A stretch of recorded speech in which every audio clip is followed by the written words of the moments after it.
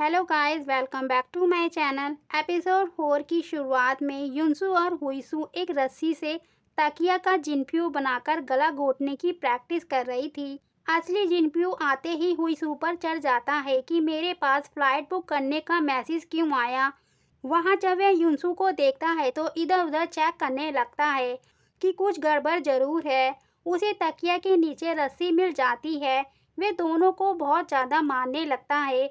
यहाँ तक वह युनसू को लगभग मार ही डालता, लेकिन हुईसू क्रिस्टल बॉल से उसका सिर कुचल देती है। वह जल्द ही मर जाता है और हुईसू का गुस्सा जल्द ही पकड़े जाने के डर में बदल जाता है। उसे हर जगह यहाँ तक साफ जमीन पे भी खून के लगे होने का भ्रम होने लगता है। युनसू बागडोर संभालती है, सफाई करती है और कांग से उसकी तैयारी के बारे में पूछती है। नीचे की पड़ोसी हुईसू को संतरे देने के बहाने देखने आती है। हुईसू उससे संतरे लेकर दरवाजा बंद कर देती है, लेकिन इससे पहले वे महिला हुईसू के कपड़े और युनसू के खून से सने हुए पैरों को देख लेती है।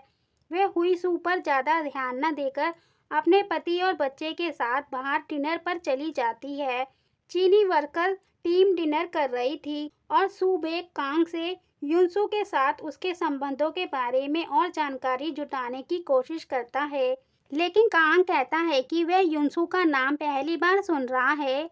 अगली सुबह कांग हुईसू के घर पहुंचता है। हुईसू छिप जाती है और कांग को पूरी तरह से कुछ भी पता नहीं होता कि क्या हो रहा है। वह सूट पहन लेता है और जिनपियो की घड़ी भी वह उसे पहना देती है। युनसू उसे जिनपियो की बॉडी वाला सूटकेस अपनी कार तक ले जाने के लिए कहती है।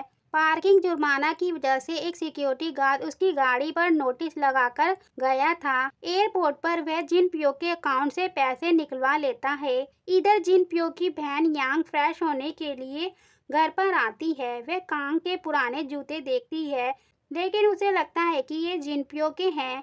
वह हुईसू के चोटों के निशान या उसकी बेचैनी को देखकर उसे जरा भी उस पर तरस नहीं आता, जबकि वो एक पुलिस अधिकारी भी है। उसे कुछ टिश्यू पर खून भी दिखता है, लेकिन उसे लगता है कि ये उसकी वर्दी का है। बाहर आने पर वह टूटी हुई क्रिस्टल बॉल को भी देखती है, लेकिन सोचती है कि उसके भाई ने हुईसू को इससे पीटा होगा।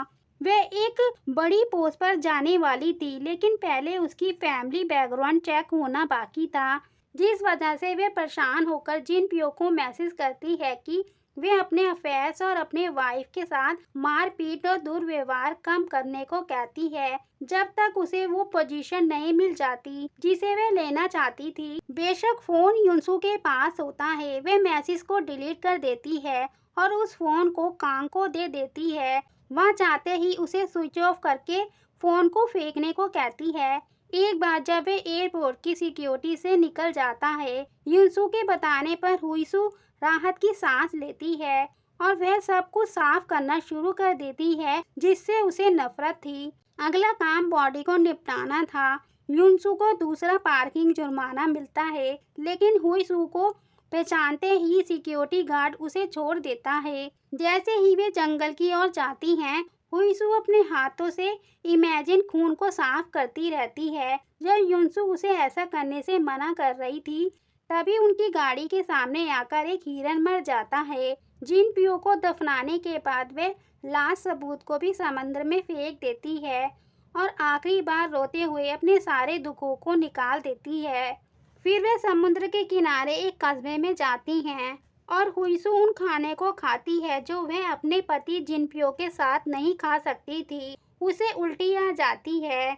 इंतजार करते वक्त युनसू को पता लगता है कि रेस्टोरेंट का सीसीटीवी उन्हें रिकॉर्ड कर रहा है। माहौल को हल्का करने के लिए युनसू पटाखे खरीदती है और खूब मस्ती करने के बाद कार में पूरी रात बिताती हैं। अगली सुबह एक कपल मस्ती कर रहे होते हैं, तभी उनका पैर जिनपियो की कब्र पर पड़ जाता है और मिट्टी बिखर जाती है। वे इसे अनदेखा कर देते हैं, लेकिन पत्तों पर खून लगा होता है। वे दोनों दोस्त अपने फोन चालू करती हैं। उनके फोन में मैसेज और मिस्ड कॉल की बौछार लग जाती है। खुशकिस्मती से कांग चीन पहुंच गया है। बदकिस्मती से जिनपियो की माँ उसे फोन करने की कोशिश कर रही होती है। उसके कॉल न उठाने पर हैरान होती है। सियोल वापस जाते समय वे एक एक्सीडेंट के कारण सड़क पर लगे जैम में पहुंचती हैं। जब ट्रैफिक पुलिस गाड़ियों को रास्ता दिखा रही होती है तो एक पुलिस वाले को युनसू की हेडलाइट पर हिरण का खून दिखाई देता है। वे उनके शरीर पर लगी चोटों के निशान को भी देखता है और उनसे डिग्गी को खोलने को कहता है। वे घबरा जाती हैं क्योंकि उसमें फावड़े रखे होते हैं। इसी पर ये एपिसोड एंड होता है। Thanks for watching.